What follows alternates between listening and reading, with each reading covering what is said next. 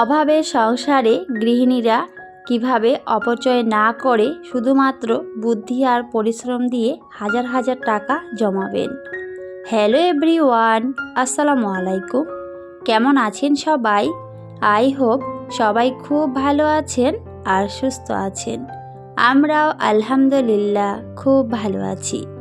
আমার নতুন একটি ভিডিওতে সবাইকে ওয়েলকাম করছি।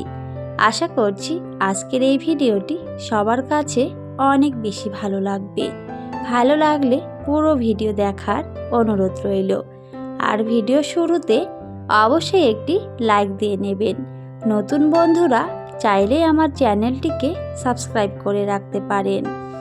তো যাই হোক, এখানে কিছু বাজার নিয়ে এসেছিল, খুবই অল্প। তো ধনিয়া পাতাটা অনেক দরকার ছিল।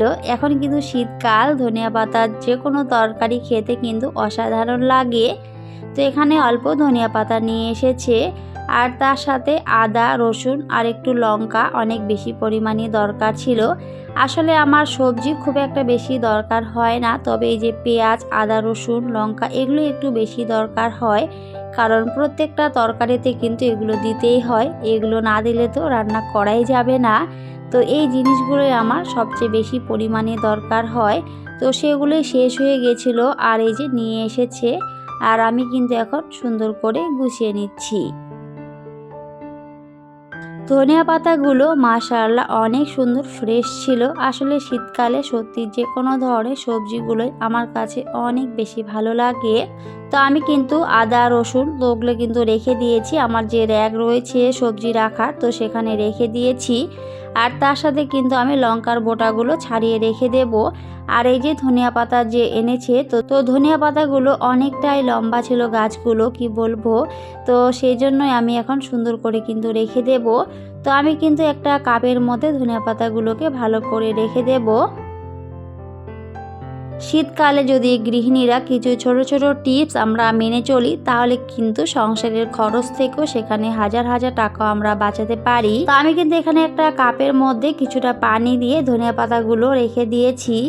আর এভাবে রাখলে কি হয়, ধনিয়া পাতাগুলো অনেক দিন পর্যন্ত বেশ ভালো থাকে। প্রায় এক সপ্তাহের আরও বেশি কিন্তু এখানে ধনিয়া পাতাগুলো অনেক ভালো থাকে। আমি যদি এমনি রেখে দিতাম তাহলে কিন্তু খুব তাড়াতাড়ি সেগুলো নষ্ট হয়ে যেত, আর কাঁচা সবজি কিন্তু অল্পতেই নষ্ট হয়ে যায়। তো সেই জন্য একটু যদি বুদ্ধি করে চলা যায়, তাহলে কিন্তু অবশ্যই আমরা সংসারের খরচ থেকে অনেক টাকা বাঁচাতে পারি। আর এদিকে আমি কিন্তু লঙ্কার বোটাগুলো সুন্দর করে ছাড়িয়ে রেখে দিলাম। এভাবে লঙ্কার বোটাগুলো ছাড়িয়ে নিয়ে যদি ফ্রিজে রাখা যায়, তাহলে কিন্তু অনেক দিন পর্যন্ত বেশ ভালো থাকে, কোনো ধরনের কোনো নষ্ট হয় না। এমনি রেখে দিলে দেখবেন সেগুলো খুব তাড়াতাড়ি নষ্ট হয়ে যায়।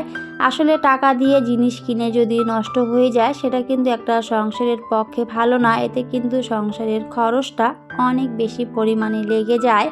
তো সেই দিকগুলো আমাদেরকে ভাবতে হবে, ভেবেচিন্তে কিন্তু একটা সংসারে আমাদের বুদ্ধি করেই চলতে হবে। ওই যে ভিডিও শুরুতে বলেছি, আসলে আমরা যদি অপচয় না করে একটু সুন্দর করে একটা সংসারকে চালাই, বুদ্ধি করে যদি চলি, তাহলে কিন্তু সেখান থেকেও আমরা অনেক টাকা সেভ করতে পারি। সবটাই কিন্তু একজন গৃহিণীর বুদ্ধির উপর নির্ভর করে। দেখবেন বুদ্ধি দিয়ে একটা সংসার চালালে আপনি অনেক বেশি ভালো থাকতে পারবেন, সংসারের মানুষগুলোকে ভালো রাখতে পারবেন, নিজের শখ আহ্লাদগুলো অনায়াসেই পূরণ করতে পারবেন। সেটার জন্য আপনার অনেক বেশি বুদ্ধির প্রয়োজন। অনেকের দেখবেন অনেক টাকা, কিন্তু বুদ্ধির অভাবে সেই টাকাটা সঠিকভাবে কাজে লাগাতে পারে না, আর সেজন্য হয়তো কোনো কিছুই করতে পারে না। তো আমার মতে একটা সংসারে আপনার যেমন টাকা দরকার, ঠিক তেমনি কিন্তু বুদ্ধি থাকাটাও অনেক বেশি দরকার। অনেকে শুধুমাত্র বুদ্ধির অভাবে কিন্তু কোনো কিছুই করতে পারে না, হয়তো অনেক টাকা থাকে তাও কিন্তু কিছুই করতে পারে না। আবার অনেকে দেখবেন সংসারে খুবই কম আয়, তাও কিন্তু সেখান থেকেও অনেক কিছুই করে নিচ্ছে। ওই যে বললাম, বুদ্ধি থাকাটা অনেক বেশি দরকার। আর সংসারের ভালো মন্দ কিন্তু আমাদেরকে গৃহিণীদেরকে দেখতে হয়।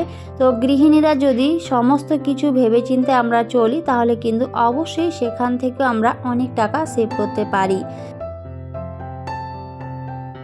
যে কোনো জিনিস কেনার আগে অবশ্যই কিন্তু দেখে নিতে হবে যে এই জিনিসটা আমার আছে কি না।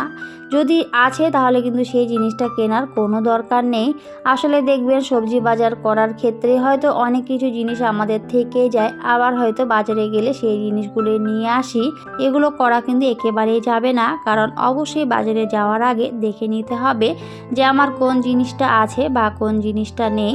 যেগুলো খুবই দরকার সেই জিনিসটাই শুধু নিয়ে আসার চেষ্টা করবেন, আর যেগুলো রয়েছে সেগুলো আনার কোনো প্রয়োজন নেই। তাহলে কিন্তু দেখবেন সেখান থেকেও আপনি অনেক টাকা সেভ করতে পারবেন।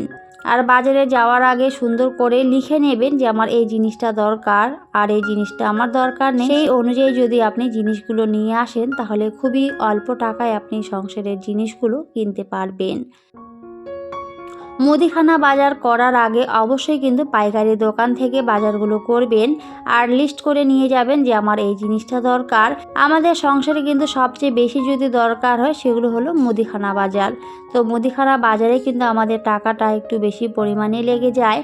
তো আপনারা চাইলে কিন্তু সপ্তাহে একদিন বা মাসে একদিন মুদিখানা বাজারগুলো করতে পারেন। দেখবেন এভাবে একবারে যদি আপনি বাজারগুলো করেন সেখান থেকে আপনি অনেক টাকা সেভ করতে পারবেন। এমনি যদি প্রতিদিন আপনি খুচরো খুচরো জিনিস কিনতে যান তাহলে কিন্তু সেখানে টাকার পরিমাণটা অনেক বেশি লেগে যায়। আর এমনি দোকানে কিনতে গেলে তো জিনিসের দামটা অনেকটাই বেশি থাকে, আর পাইকারি দোকানে কিনলে সেখানে কিন্তু টাকাটা খুবই কম লাগে। অল্প টাকায় আপনি অনেক কিছু বাজার করতে পারবেন। তো ছোট ছোট কিছু টিপস যদি আমরা মেনে চলি তাহলে কিন্তু অবশ্যই সেখান থেকেও অনেক টাকা বাঁচানো সম্ভব। আর আমরা কিন্তু কম বেশি সবাই জানি যে জীবনে টাকার গুরুত্ব কতটা। আসলে টাকা ছাড়া আপনি কোনো কিছুই করতে পারবেন না। যেখানে যান না কেন, যে জিনিসটাই কিনতে যান না কেন, সবার আগে কিন্তু টাকার অনেক বেশি পরিমাণে দরকার হয়। তো সেজন্য আমরা যদি একটু হিসেব আর বুদ্ধি করে একটা সংসারে চলি তাহলে কিন্তু অবশ্যই আমরা টাকা জমাতে পারবো, বাঁচাতে পারবো। আর সেই জমানো টাকাগুলো দিয়ে নিজের শখ আহ্লাদগুলোকে অনায়াসেই পূরণ করতে পারবো। এখন যে পরিমাণে জিনিসপত্রের দাম, যদি আমরা টাকা জমিয়ে না রাখি বা বাঁচিয়ে না রাখি তাহলে কিন্তু কখনোই আমরা ভবিষ্যতে কোনো কিছুই করতে পারবো না। বিশেষ করে এখন কিন্তু সোনার প্রচুর পরিমাণে দাম বেড়ে গেছে। তো এখন থেকে যদি অল্প অল্প করে আমরা টাকা জমিয়ে রাখি, তো আমি তো সেইভাবে সব সময় চলি। আমি কিন্তু প্রত্যেক মাসে 1000 টাকা করে জমাই, শুধুমাত্র পরবর্তীতে আমি যেন ভালো সোনা কিনতে পারি। তো আমার মতে সবারই কিন্তু এভাবেই একটা সংসারে চলা উচিত।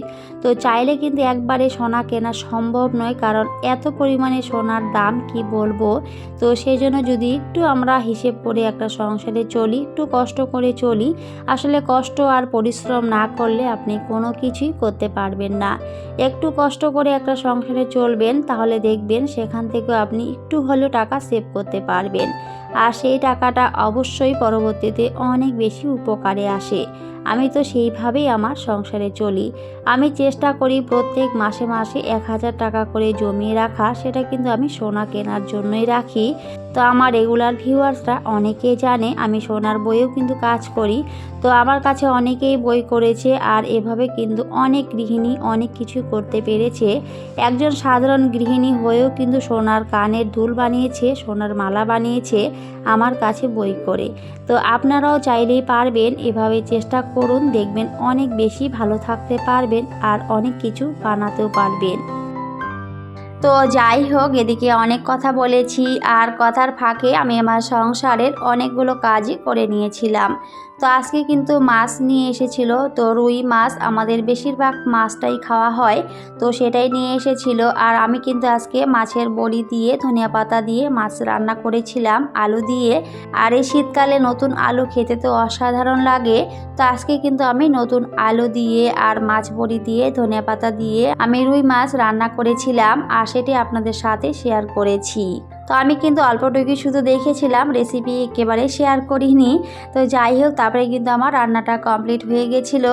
আর সকালের দিকে কিন্তু অনেকটাই ঠান্ডা থাকে, তো আমি চেষ্টা করেছি তাড়াতাড়ি করে আমার রান্নাটা করে নেওয়ার। তো সেজন্যই কিন্তু ওইদিকে রান্না বাড়া আমার কমপ্লিট হয়ে গেছিলো, আর সেটাই আপনাদের সাথে শেয়ার করেছি। তো রান্নার পরে কিন্তু অনেকটা সময় পার করে তারপরে কিন্তু আমি চলে গেছি উপরের রুমগুলোতে। তো এখন কিন্তু আমি সেগুলো সুন্দর করে একটা একটা করে গুছিয়ে নেব। সকালের দিকে কিন্তু একেবারেই রোদ ছিল না, তো পরে একটু রোদ উঠেছিল। তো তারপরে কিন্তু আমি উপরে রুমের কাজগুলো একটু করে নিচ্ছিলাম, কারণ ঘরগুলো যদি একদিন একটু না গোছাই তাহলে কিন্তু একেবারে এলোমেলো হয়ে থাকে, অনেক নোংরা ধুলা পড়ে থাকে, তো সেটা দেখতে একেবারেই ভালো লাগে না। একজন গৃহিণীর কিন্তু অনেক দায়িত্ব থাকে একটা সংসারে, তো একটু যদি বুদ্ধি করে একটা সংসারে চলা যায় তাহলে কিন্তু অবশ্যই সমস্ত কিছু সামলানো সম্ভব। আমি কিন্তু আমার সংসারের সমস্ত কাজ একা হাতেই করি, আর একটু বুদ্ধি করে চলি বলে হয়তো সমস্ত কিছু করতে পারি, তাও আবার অনেক ছোট একটা বেবি নিয়েও। তো আপনারাও চাইলে অবশ্যই করতে পারবেন। তো সেটার জন্য আপনাকে অনেক বেশি পরিশ্রম করতে হবে। পরিশ্রম না করলে আপনি কোনো কিছুই করতে পারবেন না, আমি কিন্তু এর আগেও বলেছি। তো যাই হোক, সবাই আমাদের জন্য অনেক অনেক দোয়া করবেন, আমার ছোট্ট সোনাটার জন্য দোয়া করবেন। এর আগের ভিডিওতে অনেক প্রিয় নতুন নতুন আপু অ্যাড হয়েছে, তো সবার জন্য রইল আমার মন থেকে অনেক অনেক দোয়া আর ভালোবাসা। অনেকে অনেক সুন্দর সুন্দর করে কমেন্ট করে, তো সবার কমেন্টে তো রিপ্লাই দেওয়া সম্ভব হয় না, তবে আমি চেষ্টা করি যতটুকু সম্ভব হয় কমেন্টে রিপ্লাই দেওয়ার। তো এভাবে সুন্দর সুন্দর করে কমেন্ট করবেন, আমাকে উৎসাহিত করবেন নতুন নতুন কন্টেন্ট তৈরি করতে। আমার অনেক ইচ্ছে হয় যে সবার কমেন্ট ভিডিওতে পড়ব, তবে এত বেশি কমেন্ট আসে যে কার কমেন্ট পড়ব আর কার কমেন্ট পড়ব না, এটা ভেবেই কিন্তু পরবর্তীতে আর কোনো কমেন্ট পড়াই হয় না। তো অনেক বেশি ইচ্ছে আছে একদিন সবার কমেন্ট পড়ব। তো সবাই আমার প্রিয় আপুমণিরা সুন্দর সুন্দর কমেন্ট করবেন আর আমার পাশে থাকবেন। আমিও চেষ্টা করি সবার পাশে থাকার যতটুকু আমার সম্ভব হয়, কারণ ছোট বাচ্চা নিয়ে সংসার সামলিয়ে কি বলবো অনেকটাই হিমশিম খেতে হয়। তো সেই জন্য কিন্তু সব সময় চাইলেও সবার ভিডিও দেখতে পারি না। আমার কিন্তু অনেক ইচ্ছে হয় যে সবার পাশে থাকি, সবার ভিডিও দেখি, তবে হয়তো সেটা সময়ের অভাবে করতে পারি না।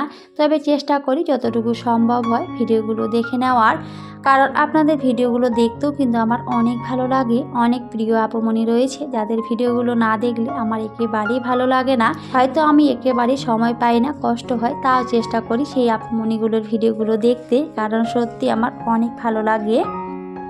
এদিকে কথা বলতে বলতে আমি কিন্তু আমার ঘরগুলোকে সুন্দর করে গুছিয়ে নিয়েছি, একটা একটা করে জিনিস সমস্ত কিছু কিন্তু আমি পরিষ্কার করে নিয়েছি। আমার ঘরের এই আলমারিটা, তার সাথে আমার বিছানা চাদরটা সবাই অনেক বেশি পছন্দ করে, অনেক সুন্দর সুন্দর করে কমেন্ট করে। সত্যি বলতে আমারও কিন্তু অনেক বেশি ভালো লাগে। আমার এই সংসারের প্রত্যেকটা জিনিস কিন্তু আমি নিজের হাতেই করেছি, আমার ভালো লেগেছে বলে কিন্তু সেগুলো কিনেছি। তো আপনাদেরও যে আমার এই ছোটো ছোটো জিনিসগুলো ভালো লাগে সেটা দেখেও কিন্তু আমার অনেক বেশি আনন্দ হয়। তো সবাই এভাবেই আমার পাশে থাকবেন, সুন্দর সুন্দর করে কমেন্ট করবেন। তো সবাই খুব ভালো থাকবেন, সুস্থ থাকবেন। সবাইকে টাটা, আল্লাহ হাফেজ।